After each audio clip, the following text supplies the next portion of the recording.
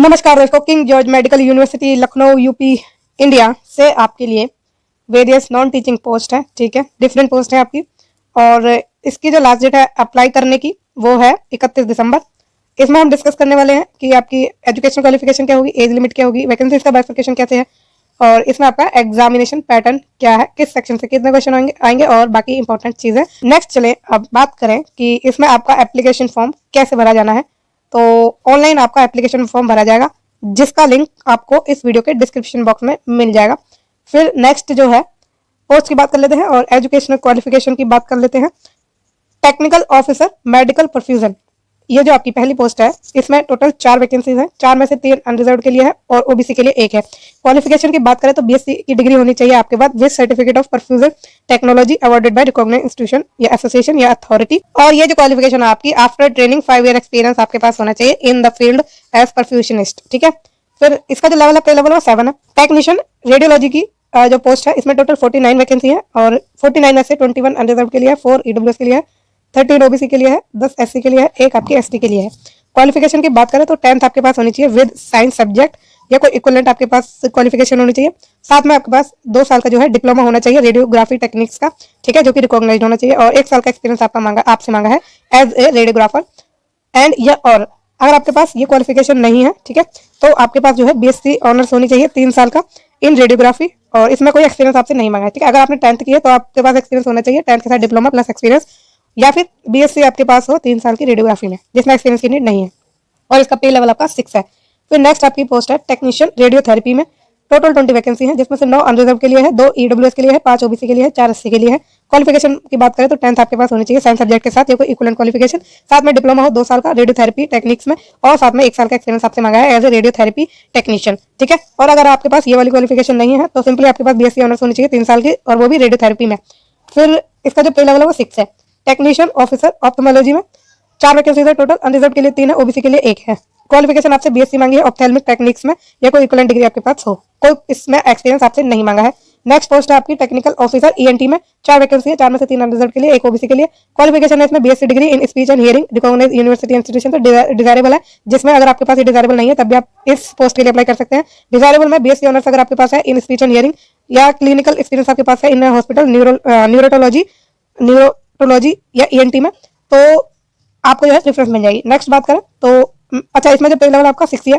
फिर नेक्स्ट आपकी post medical lab technologist lab में 29 वैकेंसीज है टोटल, जिसमें से अनरिजर्व के लिए 14, ईडब्ल्यूएस के लिए 2, ओबीसी के लिए 7 और एससी के लिए आपके 6 है।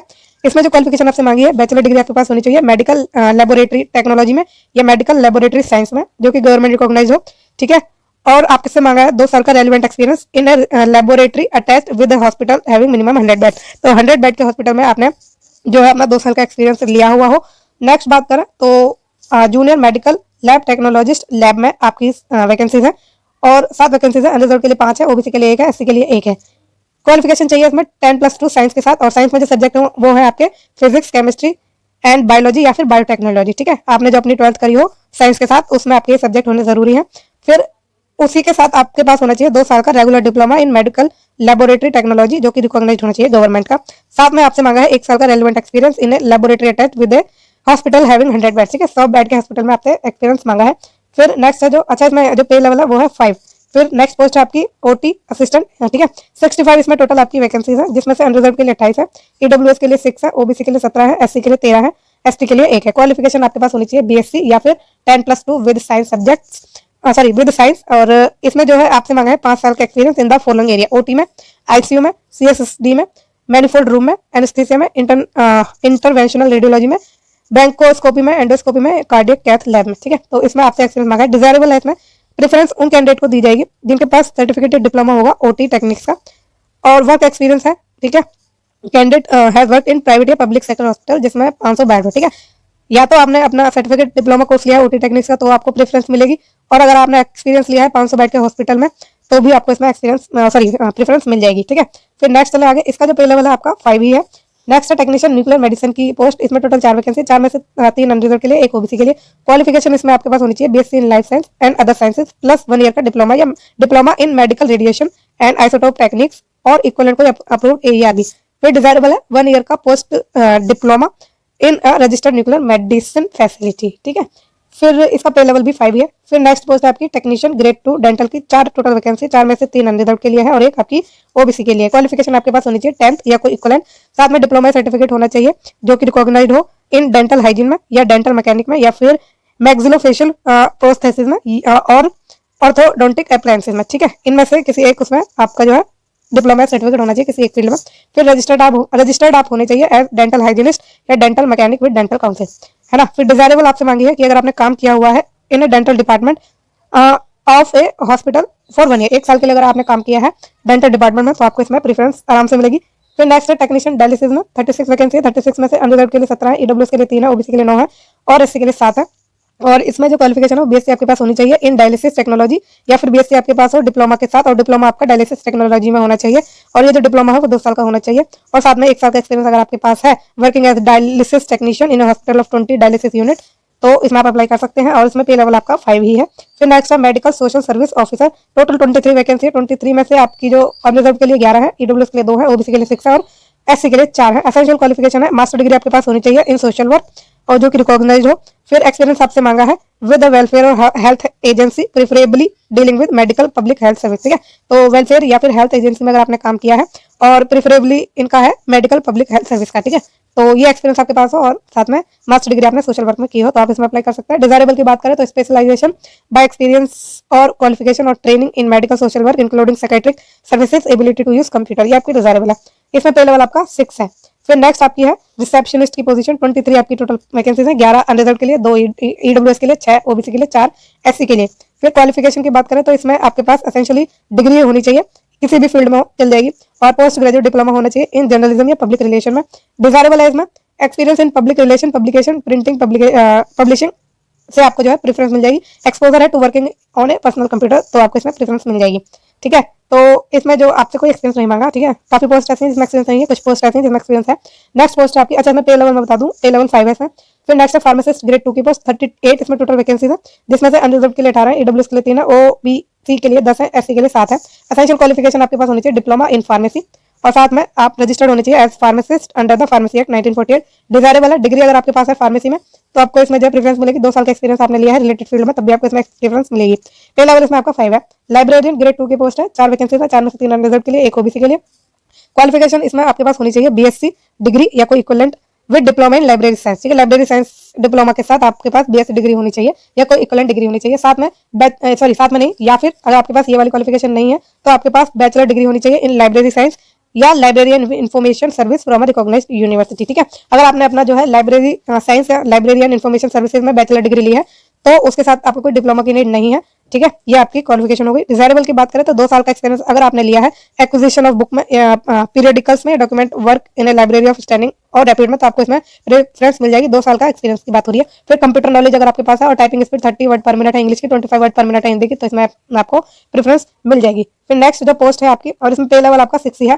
फिर असिस्टेंट सिक्योरिटी ऑफिसर की पोस्ट है, टोटल 11 वैकेंसीज है और 11 में से 6 आपकी जो है अनरिजर्व के लिए, 1 ईडब्ल्यूएस के लिए, 2 ओबीसी के लिए है और 2 ही आपकी जो है एससी के लिए है। नेक्स्ट चले इसकी क्वालिफिकेशन पे, तो डिग्री आपके पास होनी चाहिए किसी भी डिसिप्लिन में और फॉलोइंग आपके फिजिकल स्टैंडर्ड इसमें आपके होने चाहिए। हाइट आपकी होनी चाहिए 170 सेंटीमीटर और रिलैक्सेबल है ये 5 सेंटीमीटर जो हिली एरियाज में रहते हैं। चेस्ट इसमें आपसे मांगिए 81 और 85 centimetre after expansion, relaxation 5 centimetre का जो हिली एरियाज में रहते हैं और आपके पास पोजेस करना चाहिए sound health free from detect deformity disease, ठीक है। किसी भी तरह की आपको बीमारी वगैरह कुछ भी नहीं होनी चाहिए।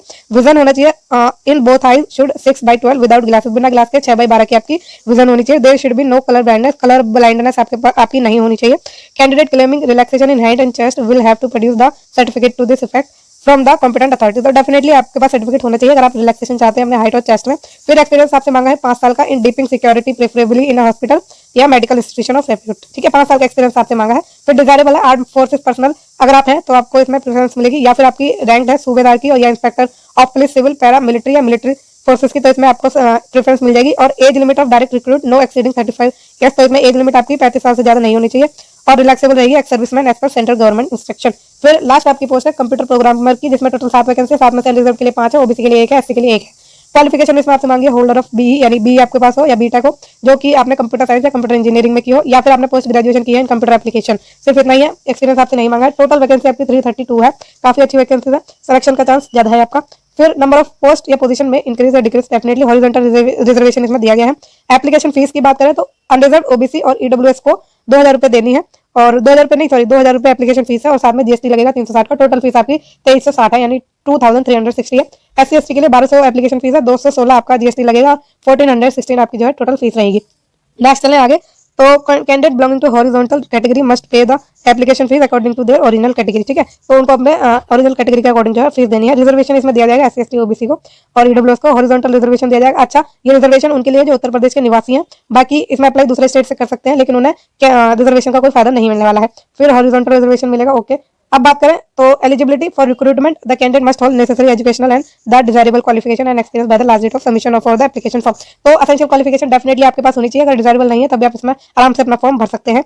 बात करते हैं अब आगे, और एज लिमिट जो है 18 से 40 साल के बीच है, मतलब 18 से 40 साल के एज ग्रुप वाले इसमें अपना फॉर्म भर सकते हैं। बाकी एससी एसटी ओबीसी को 5 साल का रिलैक्सेशन दिया गया है, दिव्यांग या डिसेबल्ड कैंडिडेट को 15 साल का रिलैक्सेशन दिया गया है, ठीक है। बाकी इस हिसाब से इसमें आपको जो रिलैक्सेशन दिए गए हैं। एप्लीकेशन प्रोसेस का बताया गया है कि कैसे कैसे भरा जाएगा, बाकी आप जब एप्लीकेशन फॉर्म भरेंगे तो आपको पता चली जाएगा, क्योंकि ये देखना इंपॉर्टेंट नहीं होता, फॉर्म भरने में कोई दिक्कत आती नहीं है। एडमिट कार्ड आपका, एडमिट कार्ड के लिए आपको कोई पर्सनली कांटेक्ट नहीं किया जाएगा, पर्सनली ईमेल नहीं किया जाएगा, आपको रेगुलरली वेबसाइट चेक करनी है। अब आगे सीआरटी पर, यानी कॉमन रिक्रूटमेंट टेस्ट पर, तो इसमें 2 घंटे का आपका पेपर होने वाला है, 100 मार्क्स का, मल्टीपल चॉइस के क्वेश्चन होंगे, और जो क्वेश्चन होंगे वो प्राइमरीली इंग्लिश में कंडक्ट करे जाएंगे और with Hindi offered as an option. तो हिंदी और इंग्लिश दोनों का ऑप्शन आपके पास होगा।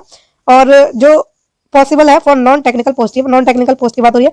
फिर एग्जामिनेशन विल बी इधर कंप्यूटर बेस्ड या फिर पेन पेपर फॉर्मेट, या तो आपका सीबीटी होगा या पेन पेपर के फॉर्मेट पर होगा, ठीक है। अब क्वेश्चन की बात करें कि कैसे क्वेश्चन आने वाले हैं, तो 60 मार्क्स के क्वेश्चन होंगे on subject related to the post. तो जो भी सब्जेक्ट है आपके पोस्ट के रिलेटेड, उसके आपके क्वेश्चन जो होंगे 60 होंगे, ठीक है। और जो मतलब रिक्वायर्ड क्वालिफिकेशन लेवल है उसके हिसाब से आपके क्वेश्चन होंगे। 10 मार्क्स के क्वेश्चन होंगे आपके जनरल इंग्लिश के, 10 मार्क्स होंगे जनरल नॉलेज के, 10 मार्क्स होंगे रीजनिंग के, और 10 मार्क्स होंगे मैथमेटिकल एप्टीट्यूड के। तो ये आपका सारा स्कीम ऑफ एग्जामिनेशन है। ईच करेक्ट आंसर के लिए आपको 1 मार्क मिलेगा और 1/3 की नेगेटिव मार्किंग आपकी रहेगी। फिर नेक्स्ट ले आगे, तो मिनिमम क्वालिफाइंग मार्क की बात कर लेते हैं। 50% जनरल ईडब्ल्यूएस ओबीसी के लिए है, 45 एससी एसटी के लिए है। अब ये आपकी मेरिट के बेस पर है, ठीक है। ये तो मिनिमम क्वालिफाइंग मार्क है, बाकी आपको कट ऑफ में आने के लिए ज्यादा मार्क्स लाने होंगे, है ना। फिर एक टाई का रेजोल्यूशन है, अगर टाई वगैरह होता है उसकी बताई गई है। बायोमेट्रिक वेरिफिकेशन, तो नॉर्मलाइजेशन है। बाकी हम सभी इंपॉर्टेंट चीजें डिस्कस कर चुके हैं। अगर आपको कोई डाउट है, आप मुझसे कुछ पूछना चाहते हैं, तो मुझसे कमेंट के द्वारा या मेरे सोशल मीडिया हैंडल्स पर मुझसे जुड़ सकते हैं, वहां पर आप मुझसे कोई भी क्वेश्चन कर सकते हैं। बाकी आपको ये वीडियो कैसी लगी है मुझे कमेंट के द्वारा जरूर बताइएगा, और फ्यूचर में रेगुलर जॉब्स के अपडेट के लिए और इन टाइम नोटिफिकेशन के लिए प्लीज इस चैनल को लाइक शेयर और सब्सक्राइब जरूर करिएगा। Thank you so much.